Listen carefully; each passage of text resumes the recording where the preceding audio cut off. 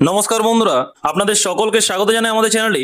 আজকে খুবই গুরুত্বপূর্ণ আপডেট উঠে এসেছে মহার্ঘ ভাতা অর্থাৎ ডিএ নিয়ে। West Bengal DA hike. আপনারা দেখতেই পাচ্ছেন স্ক্রিনে যে রাজ্য ও কেন্দ্রের ডিএ ব্যবধান প্রায় 42%।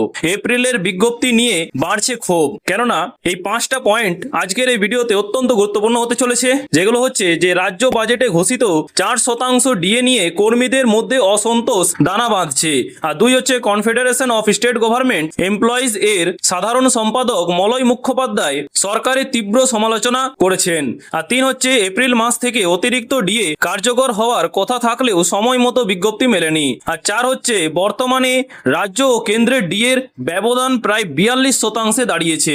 আর তাছাড়া প্রশাসনিক সদিচ্ছা এবং প্রতিশ্রুতির বাস্তবায়ন নিয়ে বড়সড় প্রশ্নচিহ্ন কিন্তু তৈরি হয়েছে। আপনারাও জানেন যে আমাদের মাননীয় মুখ্যমন্ত্রী তিনি জানিয়ে দিয়েছিলেন যে 4% ডিএ অবিলম্বে মেটানো হবে, ঠিক আছে, কিন্তু এখনো পর্যন্ত তা মেটেনি। তাছাড়া আপনারা স্ক্রিনে দেখতেই পাচ্ছেন যে পশ্চিমবঙ্গ রাজ্য সরকারি কর্মীদের বকেয়া মহার্ঘ ভাতা অর্থাৎ ডিএ নিয়ে টালবাহানা নতুন করে বিতর্ক উস্কে দিয়েছে।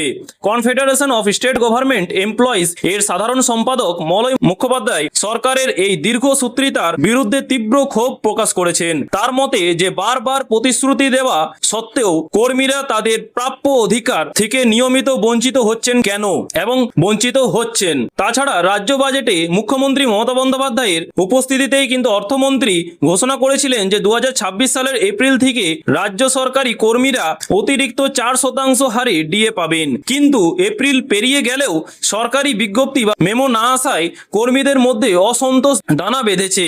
অনেকেরই এপ্রিল মাসের বেতনে এই বর্ধিত ডিএ না মেলায় হতাশা বাড়ছে। তাছাড়া মলয় মুখোপাধ্যায়ের কথায় বিধানসভার মতো জায়গায় দাঁড়িয়ে সরকার কোনো ঘোষণা করলে তা দ্রুত কার্যকর করা উচিত, কিন্তু এই গড়িমসি কর্মীদের মনোবল ভেঙে দিচ্ছে এবং কেন্দ্রীয় সরকারি কর্মীদের সঙ্গে রাজ্য সরকারি কর্মীদের ডিএর যে বড় ফারাক তৈরি হয়েছে তা মেটানোর কোনো সুইচ পথরেখা সরকারের কাছে নেই বলেও তিনি অভিযোগ করেছেন। আপনারা দেখতে পাচ্ছেন স্ক্রিনে যে বকেয়া ডিএ এবং বর্তমান পরিসংখ্যান। নিচের টেবিলে কিন্তু রাজ্য ও কেন্দ্রের ডিএ হারের আকাশ পাতাল তফাৎ কিন্তু তুলে ধরা হলো।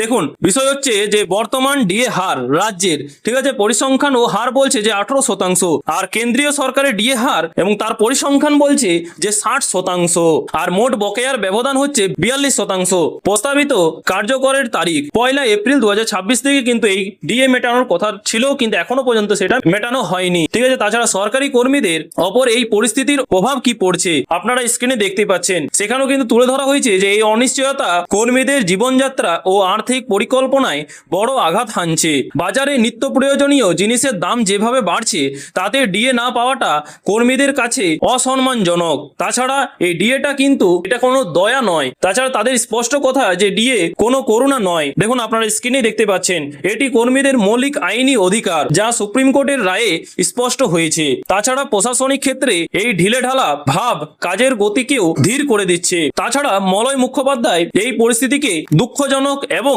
লজ্জাজনক আখ্যা দিয়েছেন, ঠিক আছে। খোদ মুখ্যমন্ত্রীর উপস্থিতিতে অর্থমন্ত্রীর করা প্রতিশ্রুতি যখন সময় মতো রক্ষিত হয় না তখন প্রশাসনের সদিচ্ছা নিয়ে কর্মীদের মনে বড় সড় প্রশ্ন ওঠে। তাছাড়া আপনারা স্ক্রিনে দেখতেই পাচ্ছেন কেন্দ্র যেখানে 8ম বেতন কমিশনের দোরগড়ায়, সেখানে পশ্চিমবঙ্গের কর্মীরা 6ষ্ঠ বেতন কমিশনের বকেয়া নিয়ে লড়ছেন এবং 7ম বেতন কমিশনের দাবি তুলেছেন, কিন্তু এখনো পর্যন্ত তা কার্যকর হয়নি। আপনারাও সেটা কিন্তু জানেন। আপনারা জানেন যে শীঘ্রই 4% ডিএ পাবেন রাজ্য সরকারি কর্মীরা। আমাদের মাননীয় মুখ্যমন্ত্রী মমতা বন্দ্যোপাধ্যায় ইতিমধ্যেই কিন্তু জানিয়েছেন, কিন্তু এখনো পর্যন্ত সেটা কার্যকর হয়নি। তাছাড়া একটা জনসভাতে কিন্তু তিনি জানিয়েছেন যে খুব শীঘ্রই অর্থাৎ আগামী মাসের মানে মে মাসে কিন্তু আপনাদের বেতন এবং যারা পেনশন পান, মানে আপনারা যারা পেনশন পান আপনাদের অ্যাকাউন্টে কিন্তু ডাইরেক্ট আপনাদের পেনশন এবং অ্যাকাউন্টের টাকার সাথেই আপনাদের ডিএ মেটানোর কিন্তু ঘোষণা কিন্তু একটা জনসভায় কিন্তু করা হয়েছে। আমাদের মাননীয় মুখ্যমন্ত্রী মমতা বন্দ্যোপাধ্যায়ের নির্দেশে সেই জনসভায় জানিয়েছেন যে এখন যেহেতু ইলেকশন চলছে এবং আপনাদের পাওয়া 4% ডিএ যে দেওয়ার কথা ছিল সেটা কিন্তু এখন ইলেকশন কমিশনের তরফ থেকে বন্ধ করে দিয়েছেন। সেই দাবি কিন্তু নিয়েই কিন্তু মুখ্যমন্ত্রী মমতা বন্দ্যোপাধ্যায় তিনি একটা জনসভায় কিন্তু জানিয়েছেন।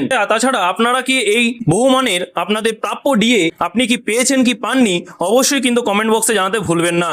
অনেকেই কিন্তু ডিএ পেয়েছেন, আপনাদের প্রাপ্য ডিএ কিন্তু পাননি। আপনাদের অনেক কম টাকা কিন্তু অনেকের অ্যাকাউন্টে কিন্তু আপনাদের ঢুকেছে, এবং আপনি কি ডিএ টাকা পেয়েছেন নাকি পাননি, মানে ডিএ পেয়েছেন কি পাননি অবশ্যই কিন্তু কমেন্ট বক্সে জানাতে ভুলবেন না। আর তাছাড়া আপনাদের ডিএ ক্যালকুলেশন নিয়ে অনেকেরই প্রবলেম ছিল, ঠিক আছে, সেই নিয়ে আপনারা স্ক্রিনে দেখতেই পাচ্ছেন এবং আপনাদের সুস্পষ্টভাবে এটা একটু বুঝিয়ে দিচ্ছি, চলুন দেখে নেওয়া যাক। আপনারা দেখতেই পাচ্ছেন স্ক্রিনে আপনাদের উদ্দেশ্যে, যেটা হচ্ছে যে আপনি কত টাকা পেতে চলেছেন, মানে ডিএ কত টাকা আপনি পাবেন তার ক্যালকুলেশন কি সেটাও কিন্তু আপনাদের স্ক্রিনে দেখানো হচ্ছে, ঠিক আছে, আপনারা দেখতেই পাচ্ছেন। আপনারা স্ক্রিনে দেখতেই পাচ্ছেন যে confederation of state government dot employees INTUC এর তরফ থেকে কিন্তু এই চার্ট মডেলটা দেওয়া হয়েছে। আপনারা দেখতেই পাচ্ছেন যে পিরিয়ড ফ্রম জানুয়ারি 2016 থেকে জুন 2016 পর্যন্ত আপনাদের দেখতে পাচ্ছেন AICPI এবং WBDA মানে কেন্দ্র সরকারের ডিএ ছিল 125% এবং ওয়েস্ট বেঙ্গলের ডিএ ছিল আপনাদের 75%। এর যদি ডিফারেন্স করা হয় তাহলে আপনারা দেখতেই পাচ্ছেন স্ক্রিনে যে 50% দাঁড়ায়। সেটা কিন্তু 6 মান্থ অন্তরে যদি নেওয়া হয় ইন্টু 6 করবেন এবং যেটা বেরোবে সেটা কত বেরোচ্ছে 300%। সেই 300%কে বেসিক পে দিয়ে যদি গুণ করা হয়, ঠিক আছে, আপনার যদি বেসিক পে 10,000 টাকা যদি হয়ে থাকে তো অবশ্যই কিন্তু 10,000 ইন্টু 300% যদি করা হয় তাহলে আপনাদের দেখবেন দাঁড়াবে 30,000 টাকা সেই 2016 6 মাস অন্তরে। তারপর স্ক্রিনে আপনাদের দেখানোই হয়েছে যে এক্সাম্পল নেওয়া হচ্ছে 10,000 টাকার বেসিক পে হিসেবে, তাহলে আপনাদের ফার্স্ট যে 6 মান্থ 2016 সেটা কিন্তু দাঁড়াচ্ছে 30,000 টাকা। এইভাবে কিন্তু আপনারা ক্যালকুলেশন করতে পারেন। তারপর আপনারা দেখতে পাচ্ছেন সেকেন্ড কিস্তি যেটা 6 মাসে, সেটা জুলাই 2016 টু ডিসেম্বর 2016, সেখানে কেন্দ্রীয় সরকারের ডিএ ছিল 132% এবং আপনারা দেখতে পাচ্ছেন ওয়েস্ট বেঙ্গলের ডিএ ছিল 75%। এর ফলে এদের যদি ডিফারেন্স করা হয় তাহলে দাঁড়ায় 57%। 57% ইন্টু 6 মাস করলেই আপনারা দেখতে পাবেন 342%। সেই 342%কে যদি আপনার বেসিক পে দিয়ে যদি গুণ করা হয় তাহলে আপনাদের দাঁড়িয়ে যাবে, এবং এই বেসিক পেটা কিন্তু 10,000 হিসেবে কিন্তু করা হয়েছে, সেটা বলা হচ্ছে, ঠিক আছে, আর সেটা তখন দাঁড়ায় আপনাদের 34,200 টাকা। তারপরে সিমিলারলি আপনারা দেখতে পাচ্ছেন ফ্রম জানুয়ারি 2017 টু জুন 2017 এখানে কিন্তু কেন্দ্র সরকারের কিন্তু ডিএ ছিল 136% এবং ওয়েস্ট বেঙ্গলের ডিএ ছিল মানে আমাদের রাজ্য সরকারের ডিএ ছিল 85%। তাহলে আপনাদের ডিফারেন্স যদি দাঁড়াবে 51%। সেটা দিয়ে যদি 6 দিয়ে গুণ করা হয় তাহলে আপনারা দেখতে পাবেন যে বেসিক 306%। সেই 306%কে যদি বেসিক পে দিয়ে যদি গুণ করা হয় তাহলে আপনাদের দাঁড়াবে, এবং সেই বেসিক পেটা কিন্তু 10,000 ধরা হচ্ছে, তাহলে দাঁড়াবে আপনাদের 30,600 টাকা। সেই হিসাবে যদি আপনারা ক্যালকুলেশন করেন প্রত্যেকটা, ঠিক আছে, জুলাই 2017 টু ডিসেম্বর 2017 আপনারা দেখতে পাচ্ছেন কেন্দ্র ডিএ এবং রাজ্য সরকারের ডিএ, সেই হিসাবে 2018 2019, ঠিক আছে, এই 4 সালে আপনাদের বেসিক পে যদি 10,000 টাকা যদি হয়ে থাকে তাহলে আপনাদের টোটাল দাঁড়াবে 2,22,000 টাকা কিন্তু আপনাদের ডিএ দাঁড়াবে। মানে আপনারা ডিএ পাবেন 2016 থেকে 2019 পর্যন্ত যদি আপনি ক্যালকুলেশন করেন 10,000 টাকা বেসিক পে নিয়ে, তাহলে কিন্তু আপনাদের ডিএ দাঁড়ায় প্রায় 2,22,000 টাকা। আপনারা বাড়িতে বসেই কিন্তু এইভাবে ক্যালকুলেশন করে নিতে পারবেন যে আপনার বেসিক পে হিসেবে, এবং যোগ করে আপনারা বুঝতে পেরে যাবেন যে আপনি কত টাকা ডিএ পেতে চলেছেন। এবং আপনাদের মধ্যে যদি কেউ ডিএ পেয়ে থাকেন তো অবশ্যই কিন্তু কমেন্ট বক্সে জানাতে ভুলবেন না, এবং আপনি কত পেয়েছেন এবং আপনার প্রাপ্য ডিএ কি পেয়েছেন কি পাননি সেটাও কিন্তু কমেন্টে জানাতে ভুলবেন না। এবং অনেকেই কিন্তু শুরুতে পেয়েছেন, ঠিক আছে, এবং